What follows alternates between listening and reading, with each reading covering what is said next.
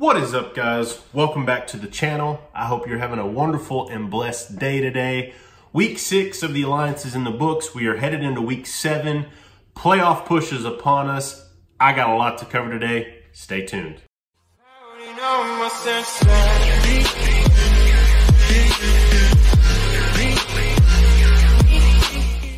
So, like I said, we got a lot to cover today, guys. And as promised, I will be announcing my giveaway winner later in this video, so be sure and stay tuned for that. So first up, we had some, I guess, breaking news, you could say, this week in the Alliance. Of course, I'm sure you guys are probably already tired of hearing about it, but Johnny Manziel is officially part of the Alliance. He signed with the Memphis Express this week, so interested to see. Commanders passed on him. They had the first dibs on his rights. They passed on him, went to Memphis. My take, I think they made the right call. I've heard from a few of you guys, you believe that San Antonio should have taken him, but to each his own, I guess. The other part of news, and this one actually impacts me. So the championship game for the Alliance was set to be in Las Vegas. This week, they announced it will now be in Frisco, Texas. It will be at the Cowboys training facility, the Dallas Star. As you know, Dallas Cowboys Star. As you know, there's been photos of Jerry Jones wearing an Alliance hat. So this league has already told us that it's trying to work in conjunction with the NFL, not against it. It's not its competitor. So not sure what the angle is here. A little bit alarming for me, though, is this place only holds about 12,000 people. And I'm just going to go ahead and throw up. These are the attendance numbers for week 6 as well as the season average. Let's just look at the Commanders, guys. Their season average is 28,517 people. That's a lot larger than 12,000. I'm assuming that the best for TV ratings would obviously make sense if the Commanders made it to the championship game.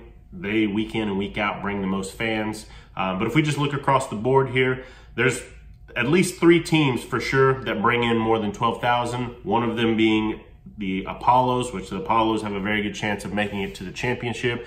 So I'm interested to see, what they're going to do about this, because I feel like, I don't know if it's an angle where they're trying to work it to have a smaller stadium so it looks like there's a packed house for the championship game, or what. So jump down in the comment section. I want to hear from you about these 2 topics. One, what's your take on Manziel?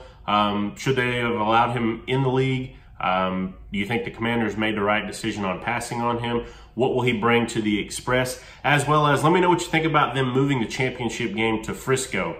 Like I said, Vegas was kind of the site for that because, as you know, this league started out, they wanted to work in conjunction with sports betting and those type of things. The NFL is kind of against that, so I don't know if this was a move to kind of be more conservative in that regard. But jump down in the comment section. Let me know what you think about both of those pieces of news. So, I got dusted pretty well last week. I went 1-3. Commanders were my only saving grace. I missed on all of the other 3 games. So, hopefully have a better outing this week. But let's jump into week 7 and my predictions. First off, before we get into it, there are some playoff implications in this one. I'm going to go ahead and put that on the screen now. So, as you can see, Memphis, Atlanta, and Orlando, all 3 this week, could have determining factors for their playoff fates. So Memphis will be eliminated from the #1 seed if Orlando wins. Memphis, this is a big one, will be eliminated from the playoffs completely if they lose. So it's do or die for Memphis this week. Atlanta, they'll be eliminated from the 1st seed if they lose, and then Orlando can clinch a playoff spot with a win. So let's get into the first game. First game up is the Orlando Apollos sitting at 5-1 versus the Atlanta Legends at 2-4. This game is going to be on TNT at 1 p.m. Central. I believe this is the first week that TNT has picked up a game. You can correct me if I'm wrong. But in this one, guys, if you remember, this is a rematch of week 1. Week 1, Legends got blown out, 40-6 in that one. Now, a lot has changed. Matt Sims is no longer the starting quarterback. Aaron Murray's in. They have a new offensive coordinator since then, as well as they're playing at home now rather than in Orlando. They will be fighting for their playoff lives, as I just told you. I don't think it's going to be enough, though. I have the Apollos in this one, 27-17. So with the Apollos winning this, they're going to lock up a playoff spot, and Atlanta will officially be fighting for the second playoff spot. All right, let's jump into Saturday's nightcap. So Saturday's nightcap, we have the Salt Lake Stallions at 2-4 versus the San Antonio Commanders at 4-2. This will be on NFL Network at 7 p.m. Central. So this one, I'm just going to start with the Commanders first. They're coming off of that 4-game road stretch. They did pretty well. They went 3-1 on that. So I just talked about the attendance. I believe that, you know, those Commander fans, myself included, were itching to have that home crowd atmosphere back. And I feel like they're going to pack the house again on this one. On the flip side, Stallions got a much needed win last week. They beat the Express. I don't think that it's going to be enough. Carter Schultz was a player of the week. And of course, every week he shows up on the stat sheet. I still think he'll make an impact in this game, but I have the Commanders winning this one 30-14.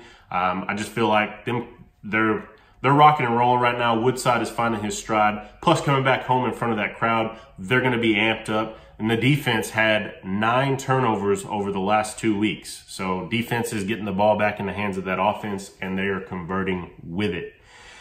All right, so on to Sunday's matchups. So Sunday, we have the San Diego Fleet at 3-3 and the Arizona Hotshots at 3-3. So both teams are 500, tied for second in the West. This game is on CBS Sports Network at 3 p.m. Central. So Fleet are coming off of a tough loss at home against the Iron, a game that they very easily could have won. Last second field goal beat them. Kind of a tale of two games, because the previous week they won on a last second field goal. The Hotshots, they're coming off a huge upset win against Orlando. I feel like Josh Woodrum is he's finding his stride again, and that offense is starting to click. This is going to be a close game in my opinion, but I have Arizona coming out with the win in this one, 22-20, mainly because the Fleet are coming off of a tough home loss and have to travel to Arizona. Arizona's coming off a huge win, going to be back in front of that home crowd. 22-20 is my final in this one. I've got the Hotshots. So going into Sunday night's game, we have the Birmingham Iron at 4-2 and the Memphis Express at 1-5. This game will be on NFL Network, 7 p.m. Central. Probably going to have my 2 favorite commentators, as I talked about before, Maurice Jones-Drew and Marv Lewis, but that's for another video. Let's jump into the game. So this one, like I said, playoff implications. This is a must win for Memphis. So I guess Johnny Manziel, Johnny Football, Knight in Shining Armor, came in at the perfect time in this one because it's dire straits for them. But let's talk about the Iron a little bit. My biggest takeaway here, guys, which Luis Perez are we going to see? Are we going to see the one leading up to last week's game where he did not throw a single touchdown pass? Or are we going to see last week's Luis Perez where he lit it up for 3 touchdown passes? As you know, Memphis has a very good defense. Even though the record's 1-5, their defense does keep them in games. So that's my big takeaway for the Iron. Which Luis Perez are we going to see? Are we going to see a Keith Price sighting? I don't know. That question mark there has me a little iffy on them this week. Flipping over to the Express side of the ball, same situation. Which quarterback are we going to see? Does Manziel make an entrance, or does Singletary roll with Silver and Hackenberg? Do we see all 3 quarterbacks? I wouldn't be surprised if we end up seeing all 3. And the reason I say that, they have to throw everything and the kitchen sink into this one. It is a must win. If they lose this one, season's done for them and they're just playing for pride at that point. But I do believe that it will be enough. Manziel, I could see him coming in and lighting a spark. It's at home, so this is a home game for Memphis. I've got the Express 17-11 taking the win. They live to see another week, keep those playoff hopes alive. But now we've come to that point in my video. I'm going to go ahead and throw the video up on the screen. This is where I pick the winner of the giveaway. All right, so I got everyone's comments loaded into the comment picker. It looks like there was 21 entries, and here we go.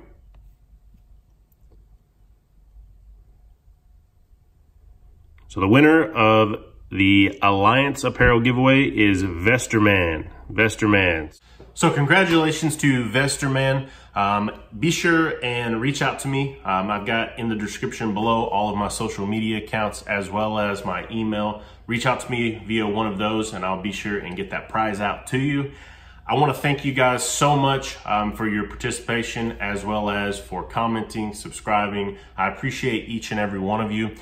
If you're not already, do me a favor though, hit that subscribe button, turn the bell notification on. That way you know when my next piece of content comes out, as well as if you like this video, be sure and hit that thumbs up for me. That just lets me know you enjoy this, and I will continue to come out with more. That's all I have for this one, guys. I'm out.